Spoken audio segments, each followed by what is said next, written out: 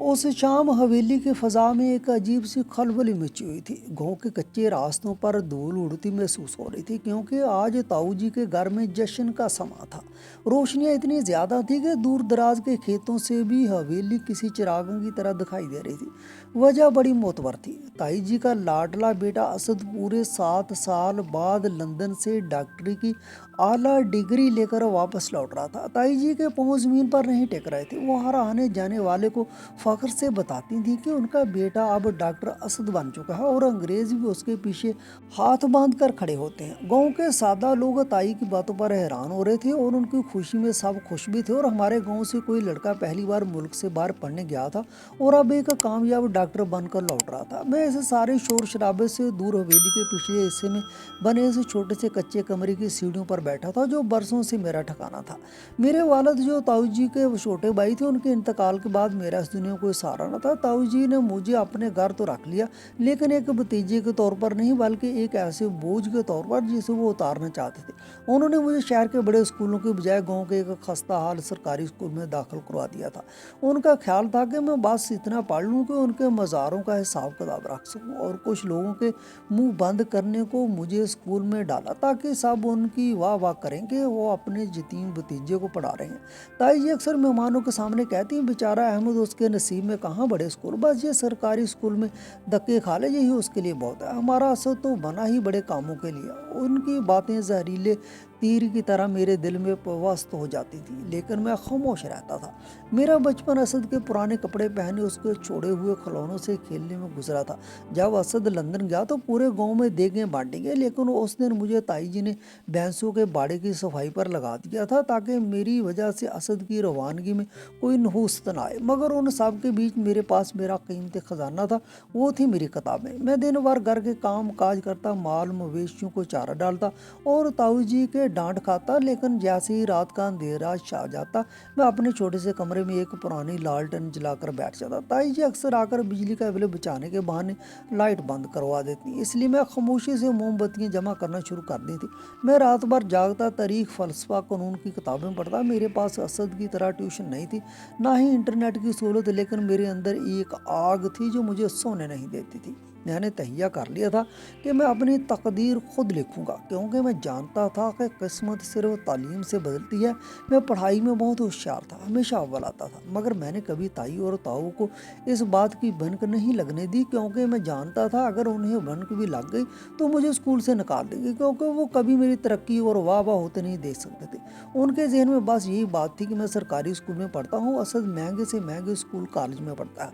उनके नज़दीक तालीम का म्यार बस सरकारी और प्राइवेट तक महदूद था। इन्हें मालूम नहीं था कि सरकारी स्कूलों से पढ़ लेकर भी लोग आला ओहदों पर पहुंचते हैं। मेरे स्कूल के प्रिंसिपल, जिनका नाम इशफाक अहमद था, मुझे बहुत पसंद करते थे। वो हमेशा पढ़ाई में मेरी मदद किया करते थे। जब मेरा स्कूल मुकम्मल हुआ तो प्रिंसिपल साहब ने मुझे किताबें ला कर दी और मुझे फॉर्म ला कर दिया और कहा कि तुम बहुत काबिल बच्चे हो, तुम प्राइवेट इम्तहान दो। प्रिंसिपल साहब जानते थे कि मेरे ताऊ जी छोटी सोच के मालिक हैं, वो कभी नहीं चाहेंगे कि मैं उनके बेटे से आगे बढ़ूं। लेकिन प्रिंसिपल साहब एक बहुत ही नेक और हमदर्द इंसान थे। यतीमों के लिए उनके दिल में बहुत जगह थी। वो सिर्फ मेरी नहीं बल्कि स्कूल के तमाम गरीब बच्चों की हौसला अफजाई करते थे, इन्हें खुद ट्यूशन पढ़ाते थे। वो चाहते थे कि सब पढ़ लिख कर किसी मुकाम को पहुंच जाए।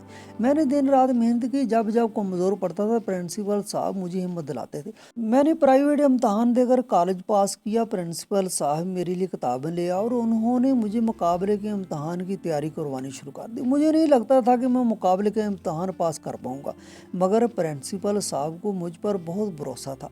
असल में ताऊ जी से प्रिंसिपल साहब ने कहा था कि मुझे मुलाजिम की ज़रूरत है, 1-2 घंटे के लिए उस लड़के को मेरे पास भेज दिया करो, मेरे काम कर दे। ताऊ जी ये सुनकर बहुत खुश हुए थे। वो तो यही चाहते थे कि मैं नौकरों वाली ज़िंदगी जीऊँ, इसलिए मुझे प्रिंसिपल साहब के पास भेजते थे। लेकिन उस मुख्तर वक्त में प्रिंसिपल साहब मुझे इम्तहानात की तैयारी करवाते थे। मैं भी पूरी तवज्जो से उनकी एक एक बात ज़हन नशीन कर लिया करता था, ताकि थोड़े वक्त में बहुत कुछ सीख लूँ। मैं कभी असद से हसद नहीं करता था, मैं हमेशा उसकी इज्जत करता था। मुझसे बड़ा था, लेकिन वो भी अपने बाप की तरह ही था। बात बात पर मुझे जलील करके रख देता था, मेरा मजाक उड़ाता था, अपने दोस्तों के सामने मुझ पर तंज करता था। उसके दोस्त भी मुझ पर हंसते थे। मुझे बहुत बुरा महसूस होता था, लेकिन मैं कुछ कर नहीं सकता था।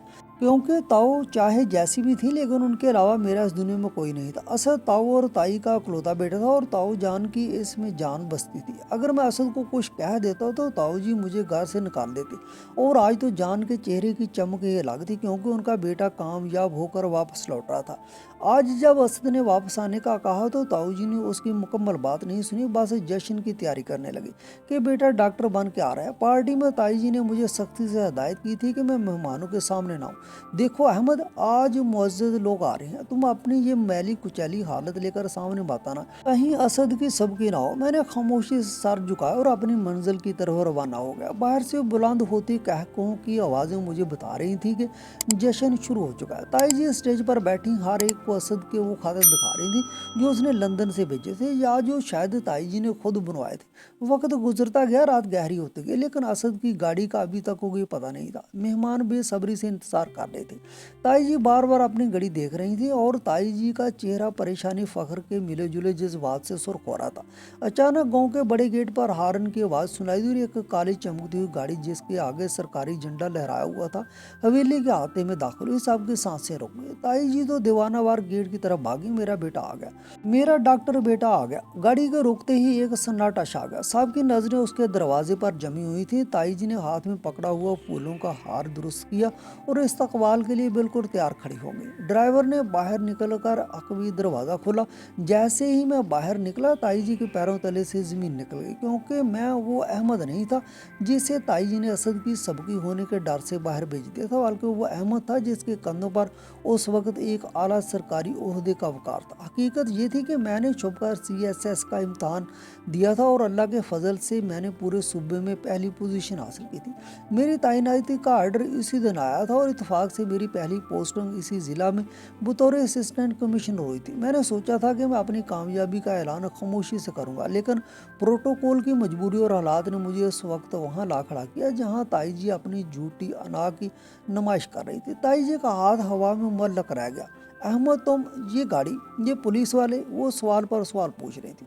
उनकी आवाज़ कांप रही थी। ताऊ जी जो पीछे खड़े थे उनकी आंखें हैरत से फैल गई।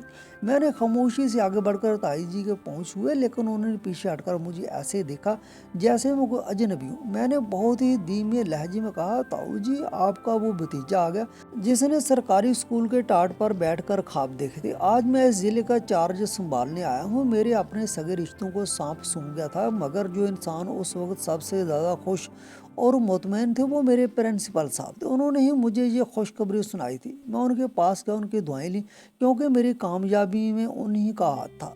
उसी लम्हे एक और पुरानी सी टैक्सी हवेली के बाहर रुकी और उसमें से असद उतरा। उसका हुलिया बिखरा हुआ था, आंखों के नीचे स्याह हल्के थे और हाथ में कोई डिग्री नहीं बल्कि सिर्फ एक छोटा सा बैग था। वो लंदन में अपनी अय्याशियों की वजह से फेल हो चुका था और उसे वहाँ से निकाल दिया गया था। वो खामोशी से एक चोर की तरह घर में दाखिल होना चाहता था लेकिन जब उसने सामने मुझे एक बड़े अफसर के रूप में देखा तो उसकी हिम्मत जवाब दे गई। वो वहीं रुक गया। उसकी नज़रें मुझसे मिलने के काबिल नहीं थी।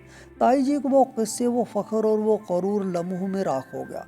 वो लोग जो अभी असद की झूठी कामयाबी के कसीदे पढ़ रहे थे अब मेरी तरफ लपकने लगे। माशाल्लाह अहमद बेटा, हमें तो पता था तुम एक दिन नाम रोशन करोगे। ये वही लोग थे जो कल तक मुझे पहचानते भी नहीं थे। मैंने मुस्कुरा कर सबको देखा लेकिन मेरा दिल अफसुर्दा था। मुझे वो रातें याद आई जब मैं भूख की शिद्दत में भी किताबों से दिल लगाए रखता था ताकि एक दिन किसी काबिल बन जाऊँ। मैंने असद की तरफ कदम बढ़ाए। वो डरा हुआ था, शायद मैं अब उससे बदला लूँगा। मैंने उसके कंधे पर हाथ रखा और कहा, असद, इल्म किसी की मिरास नहीं होता और ना ही ये पैसों से खरीदा जा सकता है। काश तुमने इन पैसों की कदर की होती जो ताऊ जी ने तुम्हारे तलीम पर लगाए। असद की आंखों से आंसू जारी हो गए। ताई जी जो थोड़ी देर पहले आसमान से बातें कर रही थी वह ज़मीन पर बैठी ज़ारों कतार रो रही थी लेकिन ये दुख के आंसू नहीं थे, ये शर्मिंदगी का बोझ था। उनके सपने टूट चुके थे जो उन्होंने 7 साल से देखे थे। ताऊ जी मेहमानों के सामने शर्मिंदा थे। ताबू असद ने कहा, आपने मेरी पूरी बात सुनी ही नहीं कि मैं क्यों वापस आया हूँ। आपको बस जश्न की जल्दी थी, अब मनाए जश्न। असद का अंदाज हकारत भरा था। ऐसे लग नहीं रहा था कि वो अपने वालिदैन से बात कर रहा है या बाहर से पढ़ लिख कर आया है। खैर जैसा बीज ताई और ताऊ जी ने बोया था अब वैसे ही फसल इन्हें काटना था।